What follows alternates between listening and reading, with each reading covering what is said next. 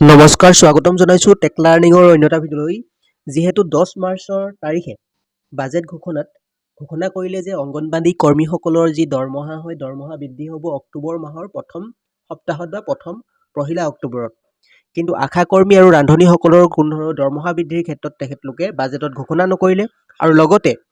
21 মাৰ্চৰ তাৰিখে তেওঁলোকে এক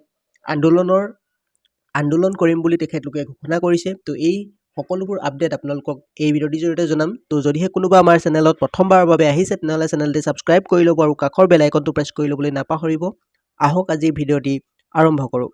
বাজেটত মাননি বৃদ্ধি ধন আবণ্টনৰ আবেদন লৈ অংগনবাদী কৰ্মী দিছপুৰ যাত্ৰা ইয়াত দেখিবলৈ পাইছে চলিত বৰ্ষৰ 10 মাৰ্চত অসমৰ বিত্তমন্ত্ৰী অজন্তা নেওগে উত্থাপন কৰা বাজেট 2025-26 অসম বাজেটত উল্লেখ কৰিলে যে অসমত কৰ্মৰত অন্যান্য আঁচনিভুক্ত কৰ্মচাৰীৰ লগতে অংগনবাদী কৰ্মী আৰু সহায়িকাসকলৰো মাননি পহিলা অক্টোবৰৰ পৰা বৃদ্ধি কৰা হ'ব কিন্তু বাজেট প্ৰস্তাৱত এই শিতানত ধন আবণ্টনৰ কোনো উল্লেখ নকৰিলে অৰ্থাৎ কিমান ধন বৃদ্ধি হ'ব তেওঁলোকে কোনো ধৰণৰ উল্লেখ নকৰিলে এই ঘটনাই অসমৰ সমূহ আঁচনিভুক্ত কৰ্মচাৰীকে আশাহত কৰিছে কিয়নো বাজেট বক্তৃতাত আন বিভিন্ন হিতাধিকাৰী লাভ বৃদ্ধিৰ ঘোষণাৰ সৈতে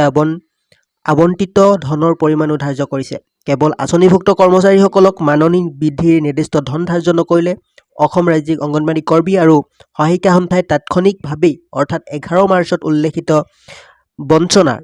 প্ৰতিক্ৰিয়া প্ৰকাশ কৰি বিভাগীয় সঞ্চালকৰ ওচৰত স্মাৰকপত্ৰেৰে লিখিতভাৱে বাজেট প্ৰস্তাৱত ধন ধাৰ্য কৰাৰ পদক্ষেপ ল'বলৈ আবেদন জনাইছিল কিন্তু আজিলৈকে তেখেতলোকে কোনো পদক্ষেপ লোৱাৰ উমঘাম নাই সেয়ে অংগনবাদী কৰ্মী আৰু সহায়িকাসকলে 21 মাৰ্চত সমূহীয়া আবেদন পত্ৰ লৈ দিছপুৰ যাত্ৰা কৰিব তদুপলক্ষে সিদিনা দিনৰ 11 বজাৰ আগতে অংগনবাদী কৰ্মী আৰু সহায়িকাসকলক